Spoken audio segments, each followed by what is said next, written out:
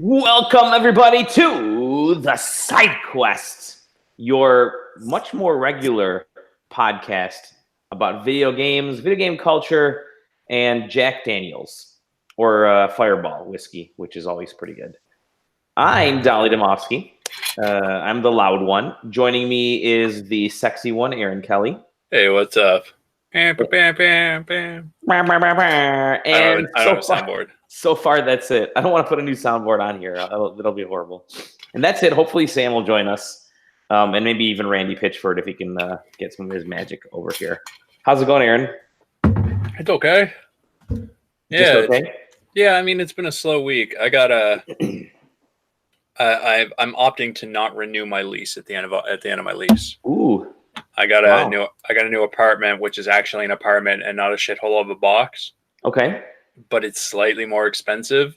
So I've been spending the week kind of doing loose math, trying to figure out what my new budget is. So that's always fun. So that would be, when's your lease end? End of August. Okay. So you got through then. That's good. So you could be moving in at the end of August. That's pretty nice. Yeah, it's waiting for me, the apartment. The guy who owns the building, his tenant's wife took a nursing job in another town, and so they had to move abruptly. And the guy who owns the building's like a good dude, so he was like, "Yeah, we'll break the lease. It's fine." Oh wow! So he just had the empty apartment, and he was like, "I gotta rent it out. Do you want it?" And I was like, "I'm in a lease till the end of August, and my landlord's not as cool as you." He was like, "I'll just sit on it. It's fine." Nice. This was in March. Wow. So the guy moved out in April. It's now like 2nd of May, and I'm not out of my apartment till August. That's pretty. You can actually do a slow move-in process if you really wanted to. Yeah. Yeah.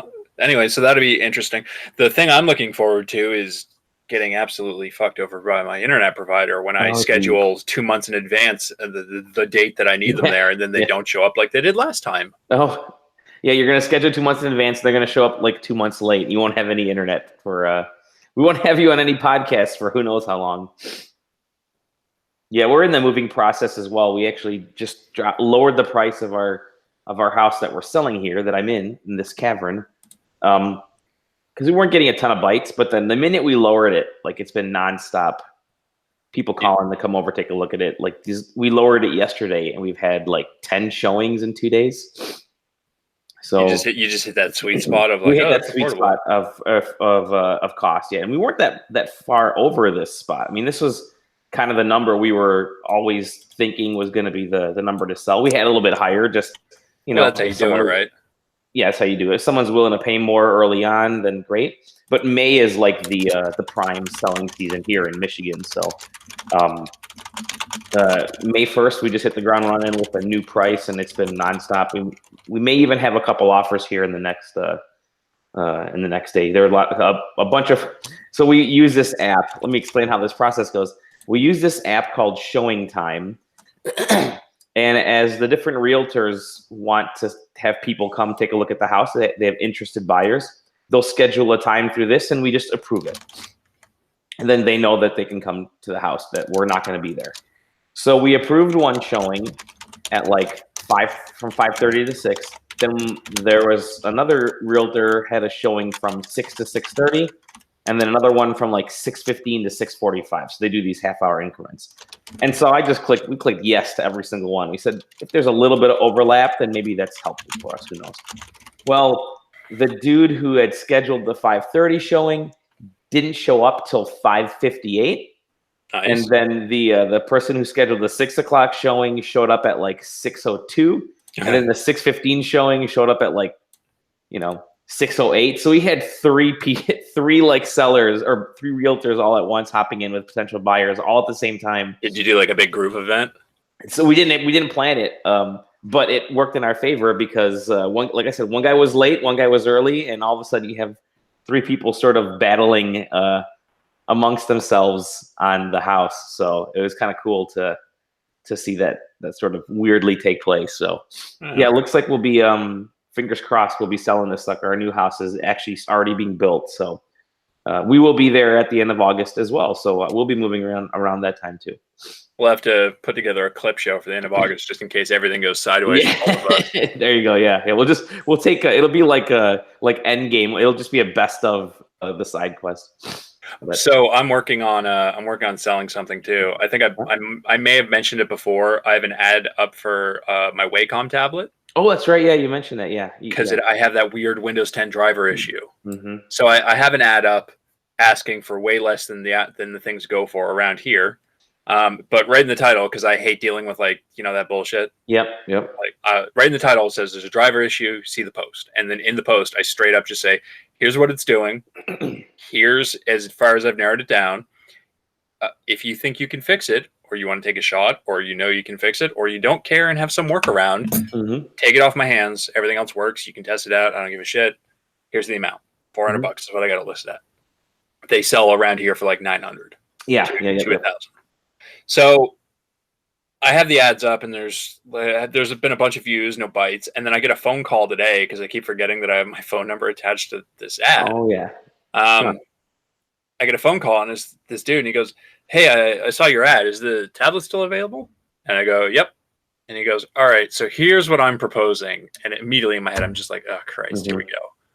And the thing to know about the ad is that at the very bottom of it, it says "pick up at my house." Basically, I don't have a car; you have to pick it up.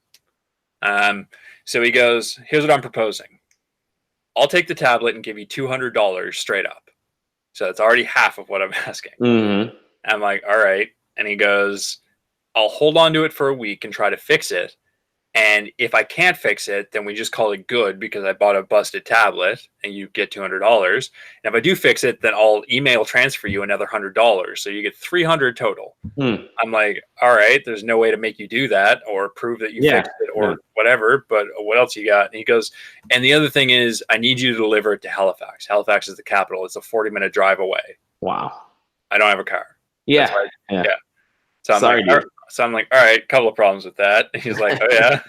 I'm like, "Yep." And he's like, "Well, I don't." So I explain, I'm like, "Dude, I'm asking $400 or a video card. I have like $400 or like a 1070 or something like that. Just whatever, just throwing it out there in case somebody has a video card, doesn't have the cash, and they go, "Oh, I want that." I go, "Here's the problem. $200, I can't buy a video card. So that's not going to work. I can't make you pay the $100. So that's not going to work. And also it says right in the ad, you have to pick it up at my house because I don't have a car." And he goes, "I don't have a car either." And I'm like, "Well, then why are you replying to my ad?" Click. That happened with our house sale. I think I mentioned it last week or the week before that people would show up to the house and I clearly hear them on our Ring doorbell as they're coming in because I like to spy. And they would say things like, "God, I didn't realize this house is so far north."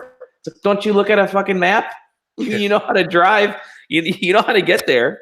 You found this ad online. There's probably a Google Maps link that shows you on the street where it is. And that's exactly what it was. It was funny because I read a great tweet earlier today from someone. I forget who it was, but they work at for some PR company, and it was directly related to influencers. And they said, "Here's the workaround I have when dealing with influencers who want free stuff, is that I tell them, hey, if you're an influencer, I'll sell you this item for regular price. If you can and I'll give you a coupon code. And if you get 10 people to use this 30% off coupon code, I will let you keep the item for free, and I'll send you the check for it," or something to that extent. Yeah, that's brilliant. Yeah. Her next tweet was, "I have not had a single influencer decide that this is the direction they want to go in." Yeah. I'm like, well, yeah, because they're just only looking for free swag. Well, I was, weirdly enough, oh fuck, I forgot the word I was thinking of. In relation to that story, sort of. I was thinking about it the other day. I was reading something about influencers. I think it might have been something around the Borderlands 3 event, but something about how they were getting to play it or some shit like that. Yeah. I just saw the word basically influencer, and I was thinking about it, and I was like, they're basically the equivalent of people who go, "Hey, draw me something," and I'll tell my followers about it. Like it's working for exposure basically. Yeah. Oh, I have a giant audience and they'll love it. It's like, well, no, they'll love your content, I'm sure, but they're not going to buy the fucking game. They're watching you play it. Why would they buy it? And I think that whole influencer idea is it's at the precipice right now where it's going to tip over. Of course, I mean, Tom is technically a YouTube influencer in a weird way. They deal with streaming and stuff, but they're actually a legit business because they do advertising and all that kind of stuff. But when you go to actual influencer style, it's like, hey, I'm Ninja. I'm an influencer. And then Ninja's maybe the exception to the rule. Ninja's the exception. I bet there's enough people out there that go, I want to play the thing Ninja's playing. And they have like all those makeup influencers and those everyone's on YouTube hawking, trying to show off that their talents are there. But yeah, being called an influencer means you're just asking for free stuff, and give me your game for exposure instead of me paying for it. And yeah, you're right. It's like I was thinking about it. I was thinking about it too, and I was like, I wasn't really framing it as like an article, but I was trying to look at it that way. And so in my head, I built a list, and I was like, what is the difference between, like, on paper, what an influencer is and what a reviewer is? Mm-hmm. And it basically boiled down to a reviewer gets a game, probably for free, and their job is to write something that gets somebody interested in playing the game. Mm-hmm. The influencer gets the game for free, and they use that to draw people in to watch their stuff, and they don't need to make people interested in the game. Yep. Exactly. Which is why the whole influencer culture thing kind of blows me away. It is going to collapse. It is going to collapse. And it's I know that all the publishers right now are milking this thing as best as they can, but they're looking at influencers, and this is the weird thing, because as kind of a tangential story here, for I think the 5th or 6th year in a row, we've been denied access. We've been denied press passes for E3. No big deal, because I give them a phone call and we get our actual press passes every year for E3. So no big deal, because we actually do have the views and we have the right account. And then I always make the case that, hey, listen, it isn't just about the views, because anybody can get views on something. You can go and buy YouTube views. You can buy thousands of YouTube views for, I think, like $5. And you can specify how much time you want these people to watch. I was just listening to Twit, the Twit podcast or something. One of the podcasts was just talking about it this week. And I'm like, well, that's kind of interesting. So I did a little bit of research. And yeah, you could totally, if you want to get if you want to be an influencer and get followers, you could just buy them. I mean, yeah, that's been known for a while. You can buy followers. They're all fake.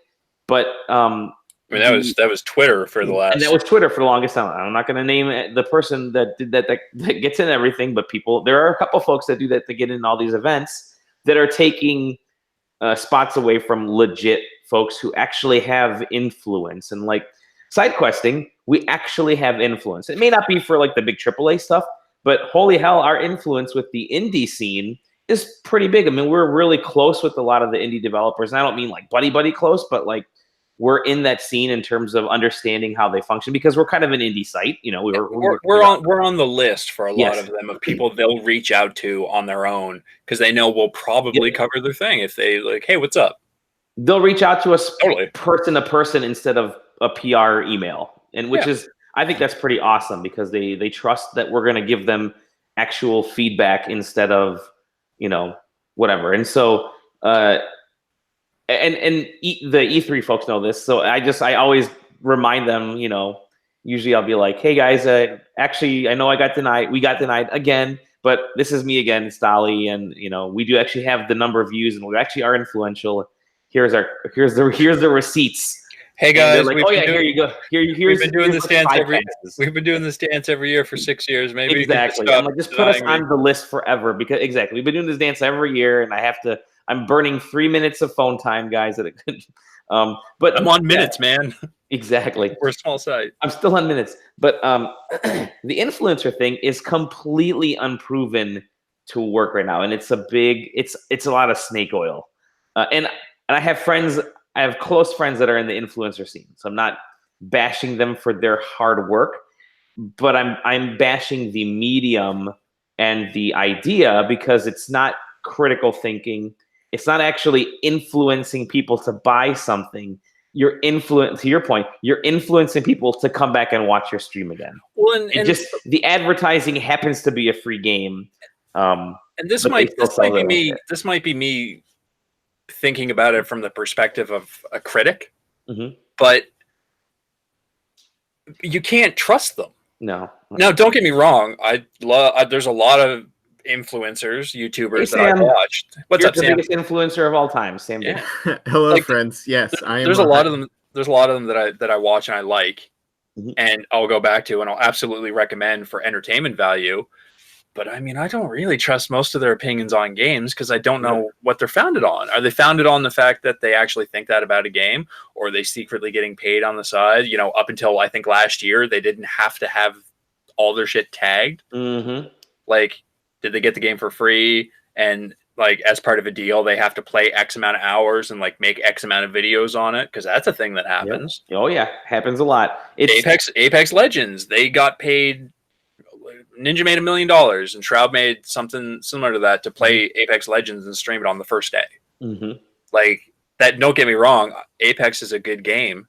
How less popular would that game have been at launch if they hadn't paid all those people to play it? Which is influencers in action with a new battle royale game. You know, they get the hot people playing the hot new game in the hot genre right now. So it works that way, but then also it's a free game. So if that game was a $50 game, would their playing it have amounted to anything? Right. So I don't know. Yeah, it's a very weird industry right now with influencers involved, and I think there's been all kinds of issues with like spoilers the last couple of weeks. Everyone's been talking about Endgame and Game of Thrones and things like that. And I was in the middle of some of this stuff. I won't spoil a damn thing. I will do my absolute best not to spoil something. I'll be excited. I'll tell my friends not to spoil it, but I can't control I can't control everybody on social media. There is no possible way right now to blanket statement, force people, point a gun at every single person that logs on to Twitter, so that they will know not to spoil anything. You just can't. Socially, that doesn't work. And well, here's the absolute funniest part about that. The age-old spoilers argument has been you got to wait 6 weeks. 6 weeks is the statute of limitations. Yep. That's when it's totally safe. Maybe people start talking about it earlier, but it's 6 weeks, and that's when everybody can talk about it openly without having to worry about it or warning people. It's like, okay, there's something that's happening on Monday, and the Russo brothers are out there like us. Spoiler guard is over on Monday because obviously there's some marketing thing that's going to happen. It's probably the Spider-Man trailer is probably going a lot. It's probably Spider-Man, but you need end game knowledge, which means like, okay, so that was what, 2 weeks, a week and a half, Thursday of last week to Monday. So and Game of Thrones, as the show was airing, Game of Thrones is posting their spoilers to the show on Twitter. An hour after the show aired, they had the spoiler posted on the East Coast, right? So it hadn't even aired on the West Coast. It hadn't even aired on the West Coast, and the East Coast had that. And everyone brings the thing up. Well, it hasn't aired in the UK yet. If anybody in the UK looked at HBO's Game of Thrones feed on Twitter, it was spoiled.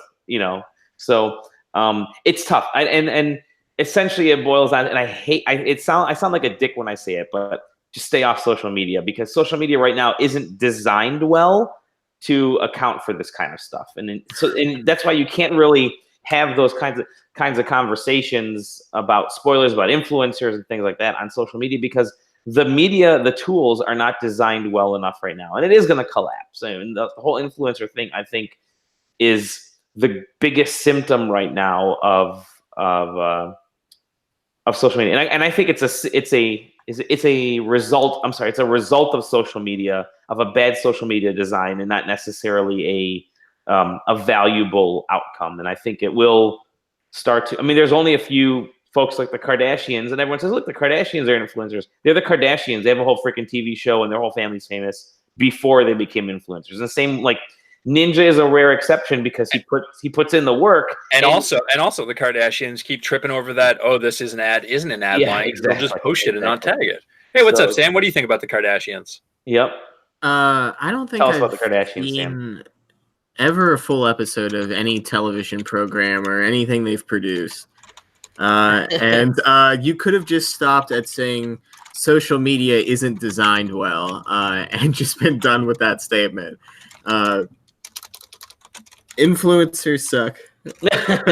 Social media sucks. I mean, don't get me wrong. I like using social media in ways to follow different trends or see what's going on in the world and what the communication is. And sometimes that involves spoilers. Sometimes that involves ads that aren't tagged as ads. And I guess it's both a blessing and a curse to be the person who's deciding what's legitimate on the other end. If that makes sense. Like, I don't know. I'm not exactly sure why exactly we're talking about this topic. I just came in here hot, so he just came in. We were talking about Tom, friend of the show, Tom Johnson. Friend of the show, Tom Johnson is an influencer. Am I allowed to say why he's an influencer? Have you already talked about why he's an influencer? Just that he's on YouTube. Yeah. Okay. And speaking of people who've been influenced, Sam, or should I call you, has seen Randy Pitchford do magic that time. Was it everything you hoped it would be? I just expected it to happen, and it absolutely did in a fashion that I definitely thought it was going to. So that's my only statement on that. I think since we are post PAX, you can make that statement and qualify by saying there are people who can't say that but have seen magic from Randy. Probably legal magic take place. So I haven't been playing anything new. Aaron, have you been playing anything this week? I've been going back to some of the old classics, so I'm in between stuff. So I've been playing a bit of RimWorld again, just because that's my go-to game for just like mindless whatever. I've played a bit more than I thought. Drunk, more than likely. Yes. When I reinstalled it, I was at 1,207 hours, and I swear that was only like 2 or 3 days ago, and I'm at 1,243 hours. I've also speaking of hours, hold on. You're gonna get a kick out of this. Sam will get a kick out of this. I have been over the last few months, and I'm revealing it right now. I have been taking screenshots of one Ryan Gann's playtime on Super Smash Brothers with the dates on there, because you can see the playtime on on the Switch. And I'm going to make a slideshow of his number just rolling up over and over and over again. Nice. I think he's well over 800 hours right now on Super Smash Brothers. Jeez. So yeah, there you go. Talk about hours. I also picked up Half Minute Hero on. Oh, okay. I've never played that. How is that? It's neat. Okay. It's super bare bones. And the gimmick, like once you figure out the gimmick, it's like, oh, you got 30 seconds and then the game ends, but there's ways to turn back time. So, a level, it's like beat the boss in 30 seconds, but really you're probably looking at like 2.5 to 3 minutes if you play it right. It's okay.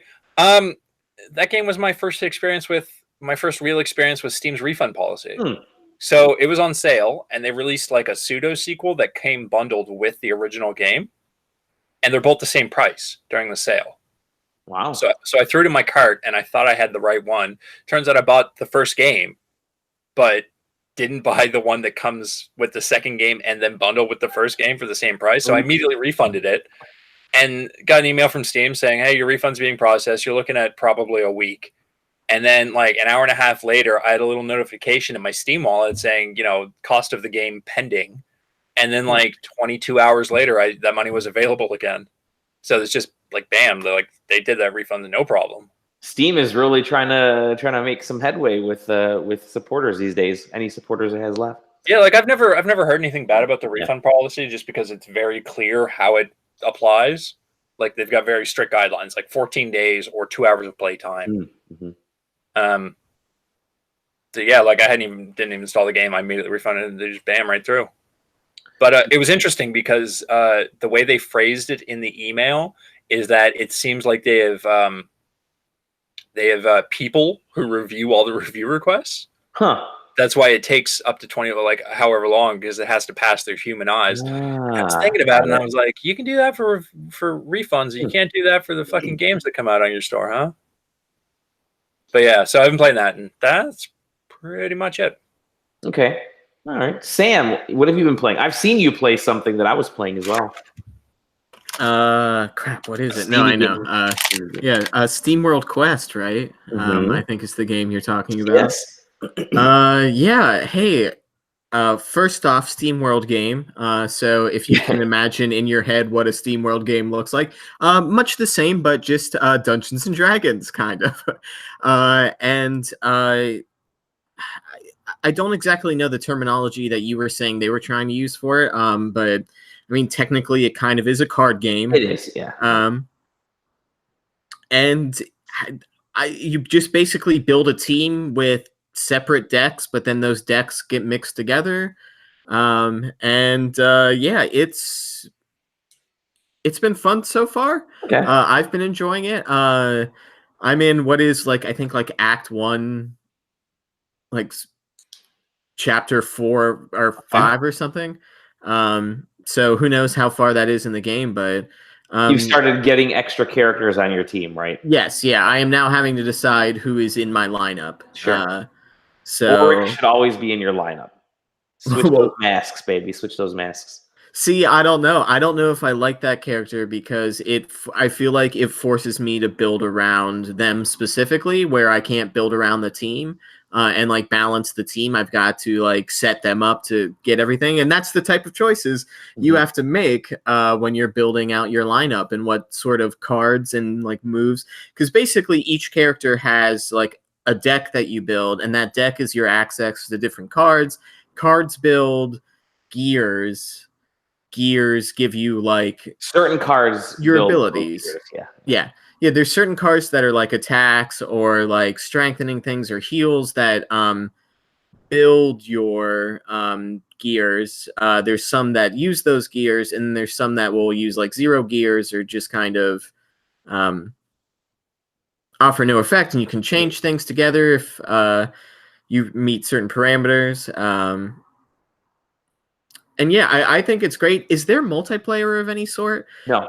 Okay, I've honestly just started it, and it's just been on my Switch the whole time. I don't think I've switched off of it, probably since then. So I think I wonder if in if they could add multiplayer to it, because that seems like a good game that you'd want to. Oh yeah, you can kind of challenge against somebody, because you could just take turns. One-on-one card battles type of thing.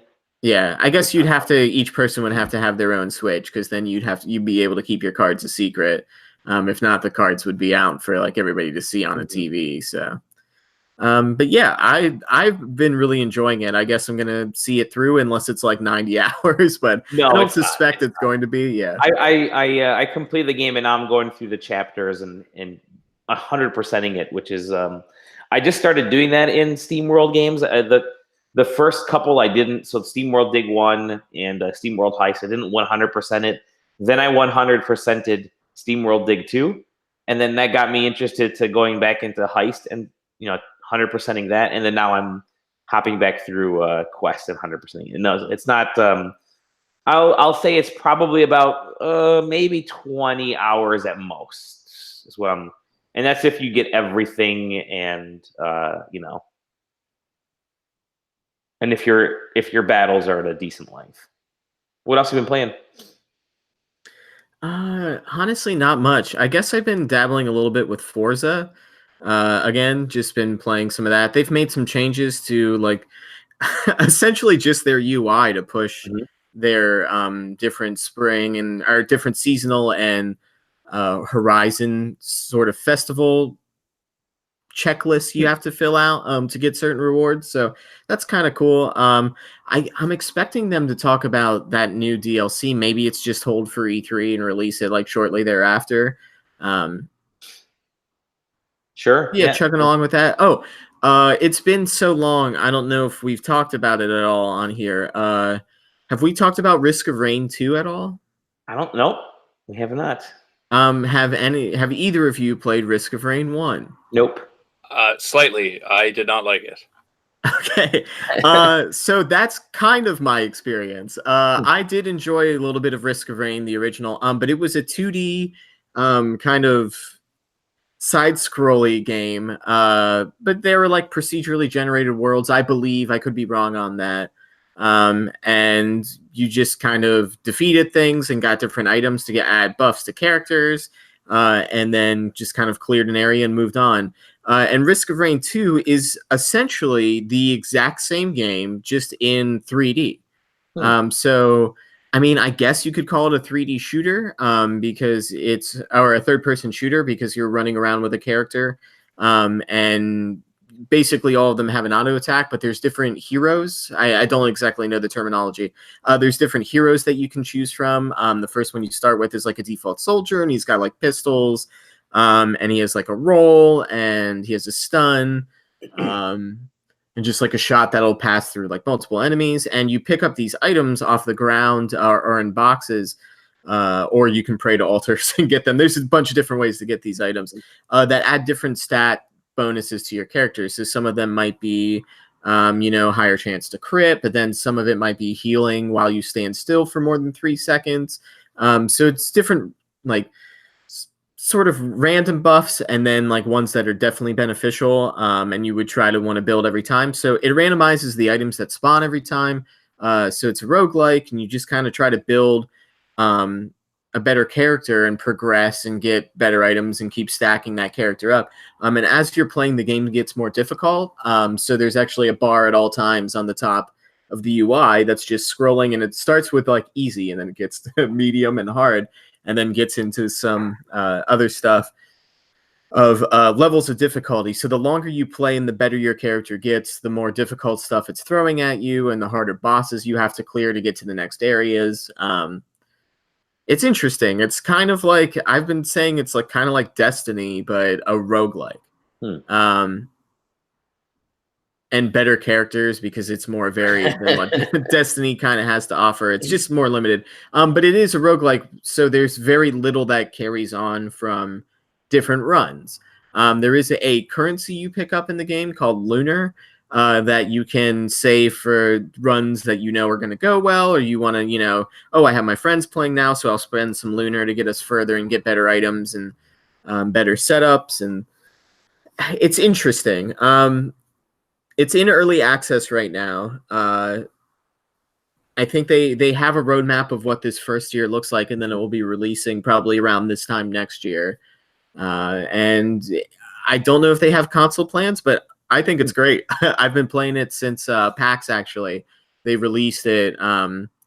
Actually, Randy Pitchford didn't actually release it, but during their PAX East presentation for Borderlands, they mentioned some other news, and that was actually part of it. So, it's been fun so far. I hope they build and add and expand to it. Characters so far are great. Need to unlock some more. Found one I hate.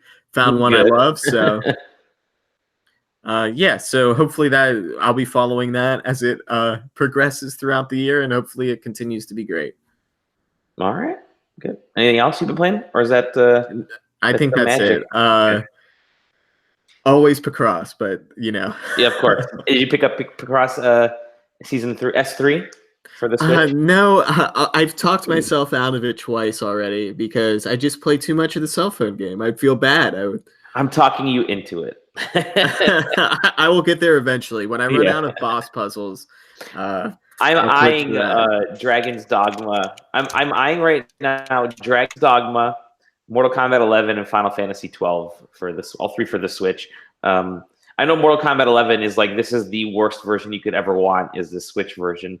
But I'm out of space on the on my PS4 with 2 games on there, and I know Mortal Kombat 11 is like 800 gigs as well. I think something like that. But but I never finished Final Fantasy 12. That was I think the only mainline Final Fantasy I never finished. You know what my problem with Final Fantasy 12 was? I started playing that game, and I was like, all right, this is all right. And then, like, 20 hours into the game, the main character is not the main character anymore.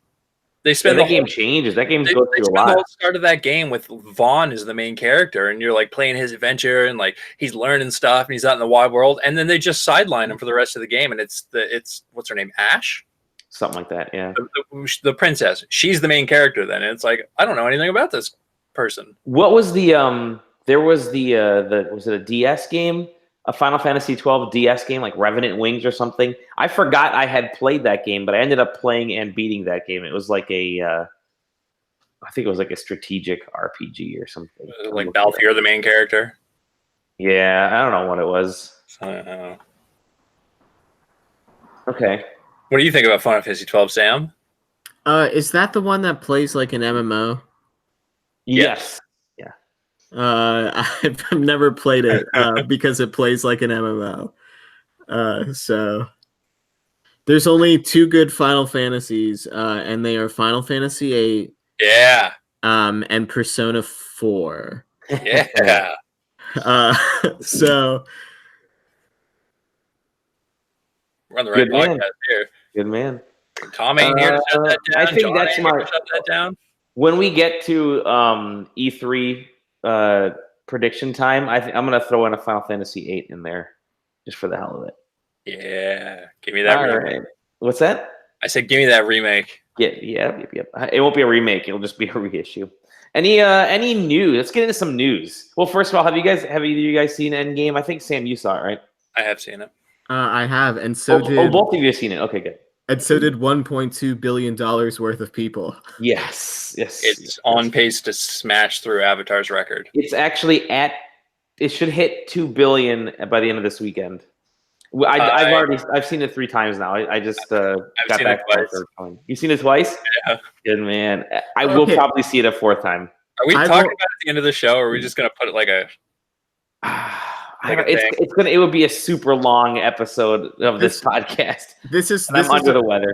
This is all I want. We're not going to talk about it on the show, but at the end of this, I want to talk about it for like exactly 5 minutes, and then we'll record a podcast at some point. Yes, yeah. That sounds good. Okay, let's get into actual news. All right, let me see what I got on the list here. Right off the top, Epic Games, they bought Psyonix, the developers. That's crazy. People are pissed because they're not pulling. They're not. They came out, both Epic and Psyonix came out with statements saying it's staying on Steam. It is available on Steam and will continue to be available on Steam and fully supported. They've both come out and said that, and people are like, we're trying to review bomb it, and they're like, I'm never giving. I think it was like Polygon or someone said that it's getting pulled from Steam or something like that. So I've got this is from RocketLeague.com. Is where I pulled this from. They've got just like, Q&A. And then at the very bottom, after the sign off, it says, editor's note.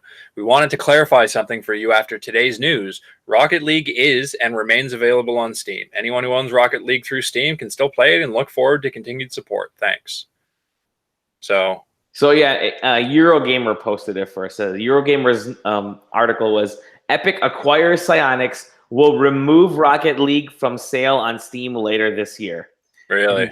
And now their update says, Epic update. Epic now insisting future Steam status not announced. Yeah. So, oh goodness. Anyway, so there's that. Which that one just seems weird to me because it's like how many people are going to buy Rocket League at this point in Rocket League's lifespan because it's on the store? How many Fortnite people, if you ascribe to the theory that the reason the Epic Games Store is a good value proposition in general is because of the untapped Fortnite audience. Yep. Like, all these people who play Fortnite and like don't have Steam, which is apparently a thing. I don't know how many of those people are going to buy Rocket League. But, yeah, so there's that. What else? So, Anthem's player count has dropped low enough for 2 things. One, matchmaking in the game is an issue. Wow. This is a sort of like almost an opinion piece from Paul Tassi at Forbes. But he kind of went in depth on it where he was talking about how, so part of the issue is that there's just not enough people for matchmaking. The other part of the issue is that the game's still so broken that everybody only wants to do basically one thing, meaning everything else in the game that requires matchmaking is like putting people into matches without full teams and stuff like that. And like it's bad enough that like the roadmap for Anthem has been pushed back so they can try and make the game good just in general. And the other side of that is that BioWare is now fully focused on Dragon Age 4 because Anthem ain't doing so good. And do you have the rest of the Anthem news there? That was the only Anthem thing I had, I think. Apparently, 3 of the three of the main guys, the main dudes are gone. Yeah. Like within the last couple weeks here. So that was tied into the Dragon Age 4 stuff where they bailed, and so now the teams are focusing on Dragon Age 4. Oh wow, it's insane! Absolutely insane of how it all went down. Do you think that goes on a resume? Like if you're on the Anthem, if you're a lead on Anthem and you bounce out of that company going for your next job, do you think Anthem goes on your resume? I do. You put that stuff on there because you worked on it, and it doesn't matter how the game sells. There could be, depending on what your role is. I think there's a difference between. If you're an animator, you should be okay. An artist, you put that on there. Sure, but if you're like the lead designer, maybe does that go on there? Yeah. Who knows? Pull the collar. I'm just quickly looking through here. Minecraft creator Marcus Notch, the big dog person, has been excluded from Microsoft's Minecraft 10-year anniversary plans. He's not going to be at the 10-year anniversary. No, he's not. That's what that was from Brian Crescenti over at Variety. This comes in the wake of them removing Notch from the splash screen of Minecraft. Like the little blurbs when you first turn the game on. Sometimes they had something about Notch in there. They're all gone now. He's still in the credits still, but their cited reason. I got to look up the exact wording here because it's amazing. Come on, Variety, don't do this to me. Their cited reason is because they don't care for his quote comments and opinions end quote. His comments and opinions do not reflect those of Microsoft or Mojang and are not representative of Minecraft, a Microsoft spokesperson told Variety. Yeah, I mean, I guess that happens when you turn into a Howard Hughes style QAnon believing racist. Who knew? Yep. What else do I have here? I got a couple more. Hideo, the big dog Kojima, and Norman, the big dog Reedus. You see what I'm doing here? I hear you. Yeah. Did a Q&A at the Tribeca showing of Death Stranding. I mentioned that a couple weeks ago, how they were showing off Death Stranding at Tribeca. That happened. And it was basically like a massively softball Q&A, but the one thing that I picked out of it was they were asked specifically about if there was going to be a PC release, and he was very vague about it and didn't actually answer yes or no, which seems like a no to me, but he doesn't want to say that because it would be bad press. Mm-hmm. But that's just me guessing. Borderlands 3 was revealed. And, Borderlands 3 is a thing. Randy, the big dog Pitchford, blew a gasket on Twitter. God, that was beautiful. That was absolutely beautiful. So basically, for anybody who missed that amazing thing, Borderlands 3 was revealed. Randy Pitchford was talking about it. And then Game Informer ran a thing that said the game had microtransactions, where Pitchford had said the game didn't have microtransactions, but then went on to say the game had cosmetic microtransactions. You can buy cosmetics for $1. It's like that's a microtransaction. That's a microtransaction. Your game costs $60. You're selling things for $1 a piece. That's a microtransaction. But yeah, he lost it on Twitter. Can I read the tweets? Yeah, do it because okay. So this is the first response to the auto tweet that goes out from Game Informer. He says, "Come on, guys! Shitty clickbait headline. Literally seconds before I said that, I made it very clear we're going to do more cosmetic stuff like we did in Borderlands 2. You know, I was talking about premium currency and loot boxes kind of stuff not being in our game." And then his response to himself, which is great. "Why you guys would fuck me on this is beyond me. Thanks a lot." Randy. That dude's a fucking lunatic. That's beautiful. That is magic. Oh man, yeah. And then the last thing that's Borderlands 3. Otherwise, it exists. Intrepid reporter, man on the street, friend of the show, Tom Johnson says it's fun. Says it plays good. That's good. Plays like Borderlands. Yeah. I'm still waiting to find out if they have an option to disable head bob in Borderlands 3 because I made it about 20 minutes into Borderlands 2 before I had to stop playing it. If we were recording last night, Tom was going to be on and talking about it. So we'll have to ask him next week. And then finally, there's a 2-part thing that takes place basically over the last week. Part 1 is that a bunch of employees attempted to file lawsuits against Riot Games. And so Riot Games filed motions to block employees from taking legal action, instead trying to force them into private arbitration. And then that was immediately met with Riot employees threatening a mass employee walkout, which had Riot Games promising to do better again, which I think might be the 3rd time this year that they've had to promise to do better. But the main sticking point is that apparently their chief operating officer is a huge dipshit and still on the payroll. And that doesn't seem to be changing. So, yeah, there's not really a lot to say about that. We've covered the Riot stuff a bunch. Fuck those guys. Fuck them. They're obviously, you thought they would have learned by now, but no, you wouldn't. If you would ask me when this all started if I thought they were actually going to change or if they were hoping that people would stop talking about them and they could continue doing exactly what they're doing, like, I would say the second thing. They're a frat house. That's what Riot is. Yeah. Like, and it sucks for the people working there, but like, you can't expect them to change. Like, I know a couple folks that have worked there or are working there and or have rolled through. Yeah, it's like if you are a game creator, like if you're a developer or you're an artist or a coder or anything like that in music, if you're a writer, anything like that, and you're somebody who wants to make a career out of it, like, don't go to Riot Games. No. Like, they might pay, but it's going to suck unless you are of the frat boy mentality. Like, those guys got ludicrously successful based off, Dota when they were still in school, and they never had to grow up. So, like, it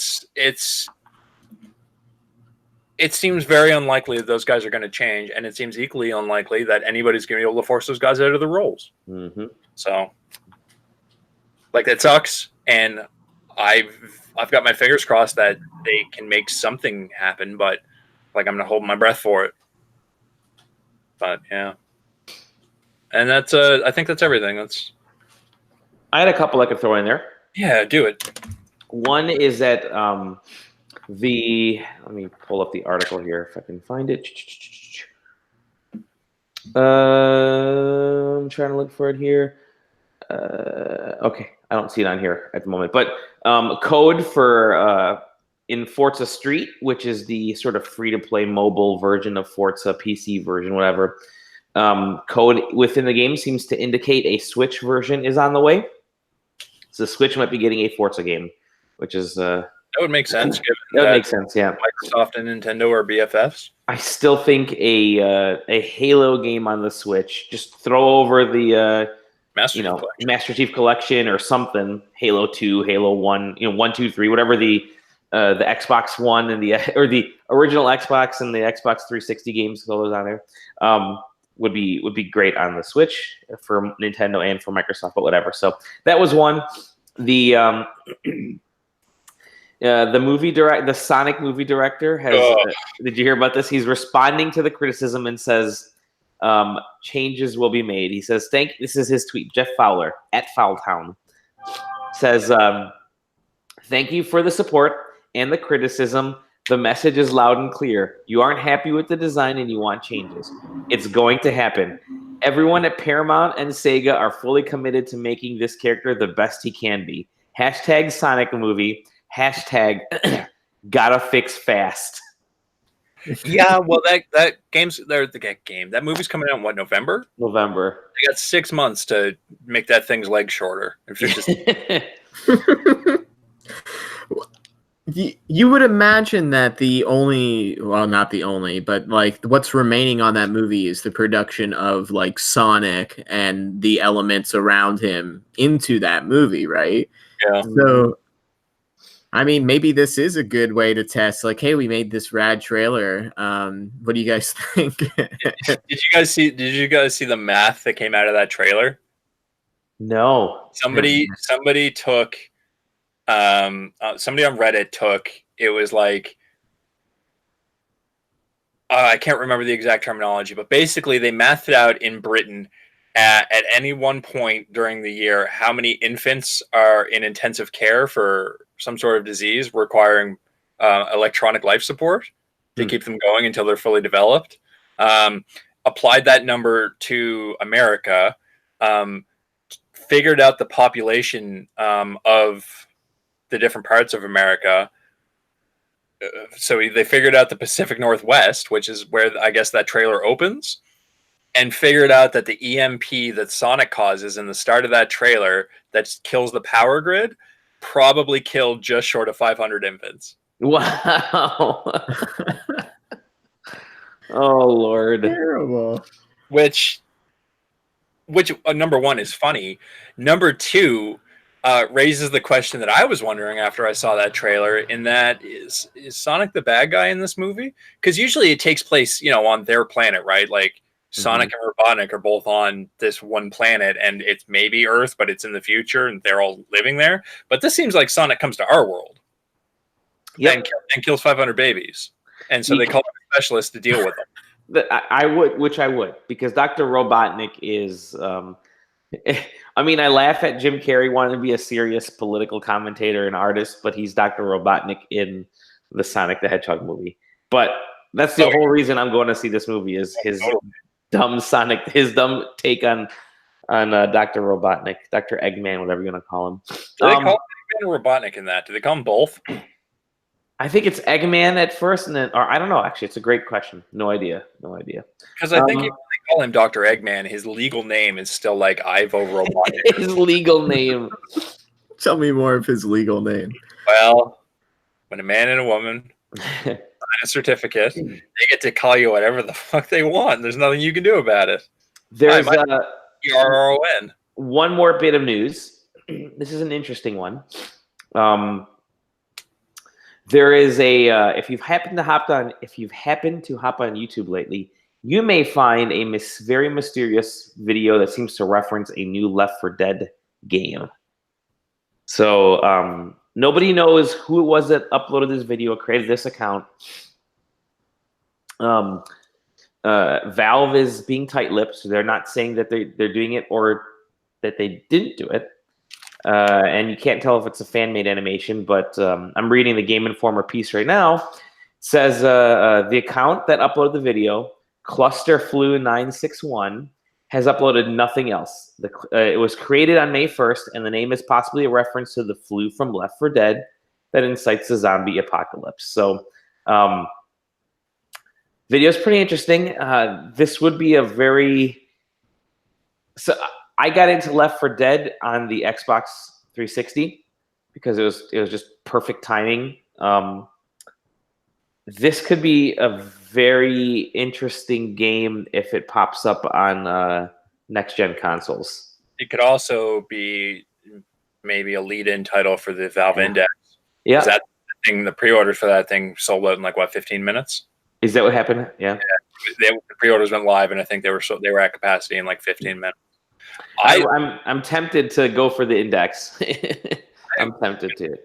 But I want a VR headset regardless of brand name. My thought was that World War Z has actually been doing decently well. Yeah. We gotta do something with that formula, because that was their formula basically. Yep.